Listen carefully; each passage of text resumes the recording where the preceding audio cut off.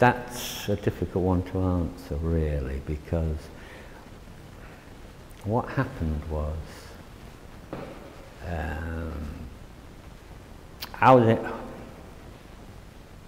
that's difficult. Do you want me to go through that? Okay, we were living in Mexico. I was wealthy. I had many businesses that were worth a lot of money.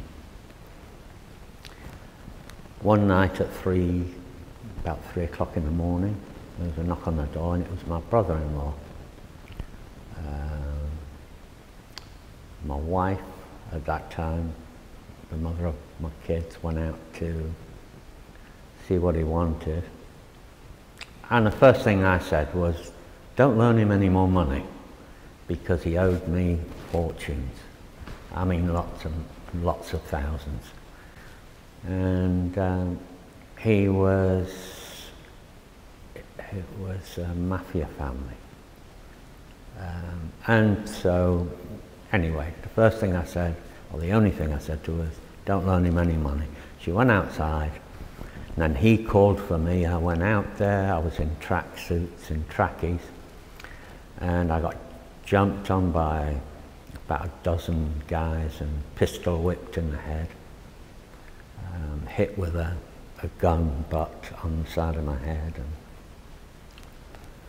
and he asked where my guns were, and went into the house and took my guns and took my kids as well. So I then had to go about getting my kids back. And that's what I did. I had friends as well, and I also had money. I mean, I spent hundreds of thousands in getting them back. I lost everything, virtually. I managed to get my kids back, and then and I came to this country with them. So that's how I became a single parent. Like, we have such a close relationship, so I can go to him with any boy trouble, and he will give me advice, and you know, I can talk to him about embarrassing things that other people might not, because you know, it's the dad. So it's made you closer? Yeah, definitely.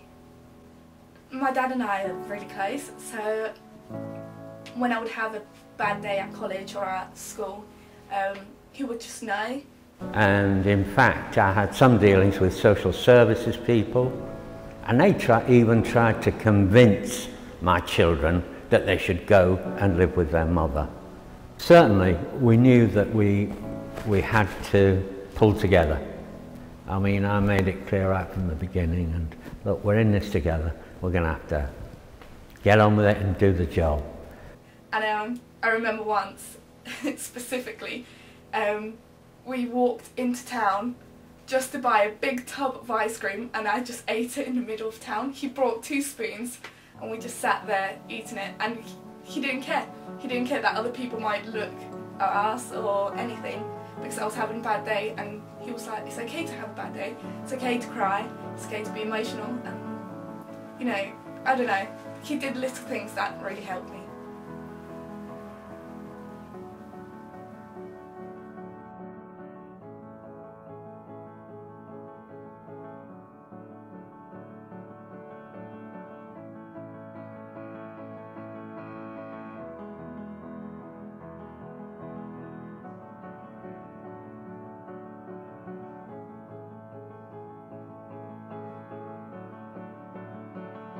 I'm Bridget Clark, and I'm a senior lecturer in the law school at Oxford Brookes here, and I lecture family law and medical law.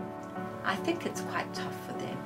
I think that sometimes it's harder at work to get sympathy or compassionate leave or time to be with children.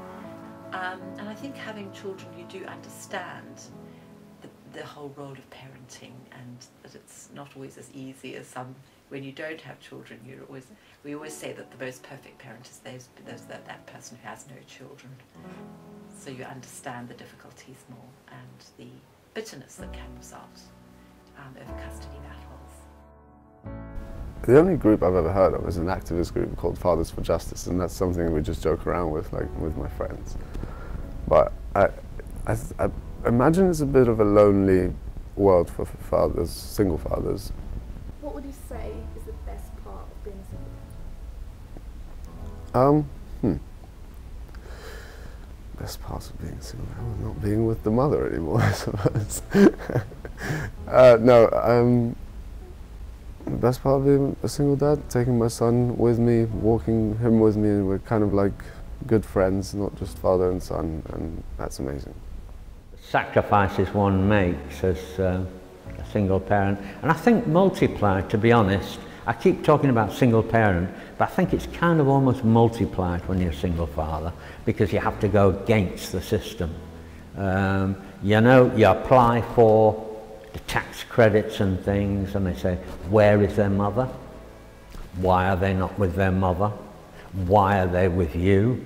Social services, why aren't you with your mother? You should be with your mother. Even to the point of making my children cry. You know, the feminist movement and everything. It's not only the women that are pushed down in certain areas, it's also we men are. And I sometimes ask myself, which is worse, to be kept down with a little bit less money, or to not be allowed to have your children living with you? I know which I think is worse. I would give everything, and I think I got the best of the bargain. You know? I'm very happy about that. The tragic irony of throwing yourself completely into rearing your children the best way that you can is that you are preparing them and for life. And when you succeed, what you've actually done is made them independent so that they can fly away from you, which is what breaks your heart.